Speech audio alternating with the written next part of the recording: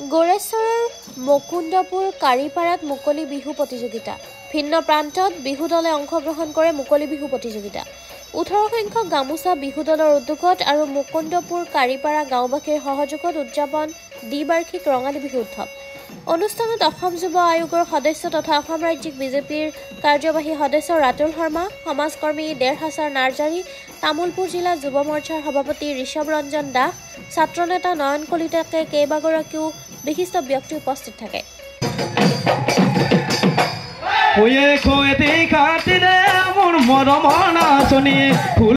বিহুৰ কেৱল মাত্ৰ দুটিমান নৃত্য ৰাখি আমি সাংস্কৃতিক সন্ধিয়া আৰু এজন গায়ককে বুজি পাওঁ। কিন্তু আজি ৰামপুৰ আৰু মুকুন্দপুৰলৈ আহি মোৰ যিটো অন্তৰত এটা বিহু সম্পৰ্কে সজীৱ চিত্ৰ আছিল, সেই চিত্ৰখনি দেখিবলৈ পাই মই নথৈ আনন্দিত হৈছোঁ। আৰু বিশেষভাৱে এই অঞ্চলৰ উদ্যোক্তাসকলক মই ধন্যবাদ জ্ঞাপন কৰিছোঁ যে বিহু আমি পথাৰৰ মাজত এনেকৈ গছৰ তলত মুকলি বিহু কালক্ৰমত আমি মঞ্চলৈকে লৈ গৈছিলোঁ। আৰু এই মঞ্চৰ পৰা কেতিয়া গৈ টিভি আৰু মোবাইলত সোমাই গ'ল আমি ধৰিবই নোৱাৰিলোঁ। কিন্তু এই কাৰিগাঁওবাসীয়ে অত্যন্ত চেষ্টা চলাইছে যে আমাৰ মৰমৰ বাপুতি সাহোন এই বিহুটিক, আমাৰ কৃষ্টি সংস্কৃতিক, আমাৰ উঠি অহা নৱপ্ৰজন্মৰ সন্মুখত এখন সজীৱ ছবি দিয়াৰ কাৰণে তাৰ কাৰণে কাৰিগাঁওবাসী ধন্যবাদৰ পাত্ৰ। তেখেতসকলৰ পৰা আদৰ্শ ল'ব লাগে। এই ধৰণৰ বিহুৰ জৰিয়তে আমি আমাৰ কৃষ্টি সংস্কৃতি ৰক্ষাৰ কাম কাজ কৰিব পাৰিছোঁ। আৰু অহা সময়তো মই ভাবোঁ যে ইয়াতে কিছু সময় আগতে যেতিয়া জেং বিহুৰ নৃত্য এটি কৰি আছিল, তাত কোনোবা অভিভাৱকে নৃত্যাংগনাৰ ছবি লৈছে, কোনোবা পিতৃয়ে লৈছে, কোনোবা স্বামীয়ে লৈছে। এই যিটো পৰিৱেশ, এয়াই আমাৰ মাজত বিহুৰ যিটো এক পৰম্পৰা, সেই পৰম্পৰা আমাৰ যিটো আত্মিক সম্পৰ্ক ইজনৰ লগত সিজনৰ, এই পৰম্পৰা আমি অব্যাহত ৰাখিব লাগিব এই ধৰণৰ অনুষ্ঠানৰ জৰিয়তে। বিহু বুলি ক'লে কেৱল মাত্ৰ এজন গায়কৰ সাংস্কৃতিক অনুষ্ঠান নহয়। আৰু তাতোকৈ মই মুগ্ধ হৈছোঁ ইয়াত আহি, আৰু এই কমিটিখনৰ যিটো পদক্ষেপ, এই অঞ্চলৰ যিসকল বিশিষ্ট পাৰদৰ্শিতা থকা ব্যক্তি, উঠি অহা যুৱক যুৱতী বা যিসকলে বিশেষ ধৰণৰ পাৰদৰ্শিতা দেখুৱাইছে, তেওঁলোকক সম্বৰ্ধনা জনাই এই অঞ্চলৰ সৰু সৰু কণ কণ মহিলাহঁতক প্ৰেৰণাৰ উৎস হিচাপে তেওঁলোকৰ আগত উপস্থাপন কৰিছে। মই বিশেষভাৱে পুনৰ তেওঁলোকক ধন্যবাদ জ্ঞাপন কৰিছোঁ, কাৰিগাঁওবাসী এইসকল ৰাইজক, উদ্যোক্তাসকলক। এই অঞ্চলৰ বিহুত মই সঁচাকৈ মুগ্ধ হৈছোঁ এই ধৰণৰ অনুষ্ঠান দেখি। অহা সময়ত এই অঞ্চলৰ বিহুৰ সৈতে ওতঃপ্ৰোতভাৱে জড়িত হোৱাৰ কাৰণে মই বদ্ধপৰিকৰ। এইকাৰণে যে এই বিহুৰ যি মুকলি বিহু প্ৰতিযোগিতা ইয়াত পাতিছে, মই দেখিছোঁ যে মুকলি বিহু প্ৰতিযোগিতাৰ জৰিয়তে আমাৰ অঞ্চলৰ যিসকল বিহু শিল্পী আছে তেওঁলোকক এখন মঞ্চ দিছে, সম্পূৰ্ণ নহয় পূৰ্ণাংগ মঞ্চ দিছে, প্ৰকৃত মঞ্চ দিছে, যাৰ জৰিয়তে বিহুৰ তেওঁলোকে ইয়াত কি কৰিব পাৰিছে, সম্পূৰ্ণ বিহুৰ নৃত্য প্ৰদৰ্শনৰ তেওঁলোকৰ ইমান দিনে কৰি অহা যিসমূহ ৰিহাৰ্চেল আছিলে, অনুশীলন আছিলে, তাৰ সম্পূৰ্ণ উজাৰি দিয়াৰ এখন তেওঁলোকে পথাৰ পাইছে। আৰু এই পথাৰৰ বিহু পথাৰতে ৰখাৰ প্ৰক্ৰিয়া অহা সময়তো তেওঁলোকে অব্যাহত ৰাখক।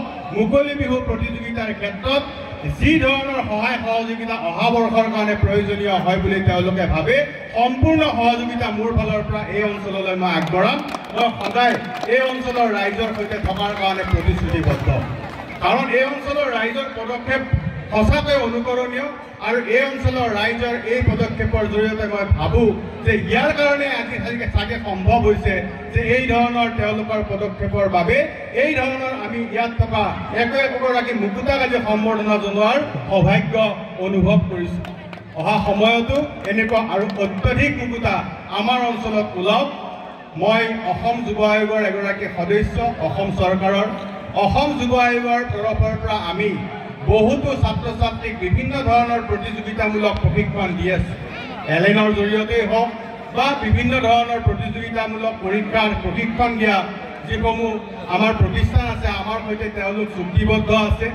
আৰু সম্পূৰ্ণ প্ৰতিযোগিতামূলক পৰীক্ষা বাকী অসমৰ বাছি বাছি উলিওৱা আমি প্ৰায় 500ৰ পৰা 600 শিক্ষাৰ্থীক প্ৰশিক্ষণ বিনামূলীয়াকৈ দিওঁ। আৰু এই ক্ষেত্ৰত যিসকল ছাত্ৰী আছে তেওঁলোকৰ একেবাৰে বিনামূলীয়া, আৰু যিসকলে পৰীক্ষাত উত্তীৰ্ণ হৈ পেলাই তাত পাবলৈ সক্ষম হয় 80শতাংশলৈকে তেওঁলোকক ৰেহাই দিয়া হয়। গতিকে মই আশা ৰাখিম যে এই অঞ্চলৰ যিসমূহে হাইস্কুল শিক্ষান্ত পৰীক্ষাত ভাল ফলাফল কৰিছে, তেওঁলোকে অহা 2 বছৰ উচ্চতৰ মাধ্যমিকৰ পৰীক্ষাৰ কাৰণে প্ৰিপেৰেশ্যন কৰাৰ লগতে অহা 2 বছৰ তেওঁলোকে নিজৰ যি লক্ষ্য আছে, কোনোবা হয়তো UPSCৰ কাৰণে আগ্ৰহী, কোনোবা হয়তো তেওঁলোকে মেডিকেলৰ কাৰণে আগ্ৰহী, কোনোবা ইঞ্জিনিয়াৰিঙৰ কাৰণে আগ্ৰহী। এই ক্ষেত্ৰত তেওঁলোকে যি ধৰণৰ আগবাঢ়িব বিচাৰে সেই ক্ষেত্ৰত আমি অসম যুৱ আয়োগৰ তৰফৰ পৰা তেওঁলোকক সহায় সহযোগিতা আগবঢ়াম। গোৰেশ্বৰৰ যিকোনো অঞ্চলৰ ছাত্ৰ ছাত্ৰীয়ে এই সুবিধা লোৱাৰ কাৰণে আগবাঢ়ি আহিব পাৰে। তাৰ লগত আজি এই অঞ্চলৰ বিশেষভাৱে মই আমাৰ সোণাবৰ ৰাজবংশী ডাঙৰীয়াৰ জৰিয়তে মই ক'ব বিচাৰিছোঁ, আপোনালোকে বাছি উলিয়াব। গোৰেশ্বৰ অঞ্চলত এনেকুৱা কোনো ছাত্ৰ ছাত্ৰী ৰৈ যাব নালাগে যিয়ে হয়তো হাইস্কুল শিক্ষান্ত পৰীক্ষা বা উচ্চতৰ মাধ্যমিকত খুব ভাল ফলাফল কৰিছে কিন্তু আৰ্থিক দৈন্যতাৰ কাৰণে পৰৱৰ্তী পঢ়া শুনাত অসুবিধা হৈছে। তেনেকুৱা কোনো ছাত্ৰ ছাত্ৰী যদি থাকে আমি তেওঁলোকৰ পঢ়া শুনাৰ দায়িত্ব বহন কৰিম। এই অঞ্চলৰ জৰিয়তে, এই মঞ্চৰ জৰিয়তে সেই কাম আমি আৰম্ভ কৰিম। তাৰ কাৰণে মই অনুৰোধ জনাইছোঁ এই উদ্যোক্তাসকলক তেওঁলোকে সেই কামতো মনোনিৱেশ কৰক। কেৱল মাত্ৰ কাৰিগাঁৱে নহয়, সমগ্ৰ গোৰেশ্বৰ অঞ্চলত তেনেকুৱা যদি কোনো ছাত্ৰ ছাত্ৰী ৰৈ গৈছে, কোনোবাই 90% পাইছে, কোনোবাই 95% পাইছে, কিন্তু পৰৱৰ্তী শিক্ষাৰ কাৰণে তেওঁলোকে কেৱল আৰু কেৱল মাত্ৰ আৰ্থিক দৈন্যতাৰ কাৰণে আগবাঢ়াত অসুবিধা হৈছে। আৰ্থিক দৈন্যতা কোনো কাৰণতে তেওঁলোকৰ সফলতাৰ পথত হেঙাৰ হ'ব নোৱাৰে। তাৰ কাৰণে আমি সকলোৱে লগ লাগি থিয় হ'ম। মই সকলোকে শুভেচ্ছা জ্ঞাপন কৰিছোঁ। এই অঞ্চলৰ যি অনুভৱ, এই অনুভৱ লৈ গৈ আন অঞ্চলসমূহতো বিলোৱাৰ কাৰণে আমি আজি প্ৰেৰণা পাইছোঁ। মোৰ অত্যধিক মনত প্ৰশান্তি মই লাভ কৰিছোঁ যে এই ধৰণৰ কাম কাজ যদি আমি কৰোঁ তেতিয়াহ'লে আমি আমাৰ উঠি অহা প্ৰজন্মৰ হাতত উৎপাত কৰিলে, দুষ্ট কৰিলে বা তেওঁলোকে যদি কিবা পঢ়িব মন নকৰে তেতিয়াহ'লে হাতত মোবাইলটো খুজি দিয়ে অভিভাৱকৰ দায়িত্ব শেষ কৰাৰ কাম চাগে এই অঞ্চলত কেতিয়াও নহয়গৈ।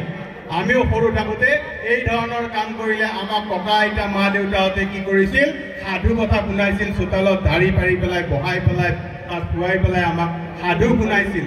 এয়া বুঢ়ী আইৰ সাধু হওক, এয়া ৰামায়ণৰ কথা হওক, মহাভাৰতৰ কথা হওক, বিভিন্ন ধৰণে। কিন্তু আজিৰ নৱপ্ৰজন্মক কোনো ঠাইত আমি দেখোঁ যে মোবাইলৰ এটা যি বাকচ থাকে যিটোৰ বিষয়ে হয়তো আমি নাজানো বহুতেই এতিয়াও ভালদৰে, কণ মইনাহঁতৰ হাতত মাক দেউতাকে তুলি দি তেওঁলোকক সেই ক্ষেত্ৰত অধিক পাৰ্গত কৰিছে, যাৰ ফল আমি হয়তো খুব ইতিবাচক পিছলৈকে নাপাওঁ।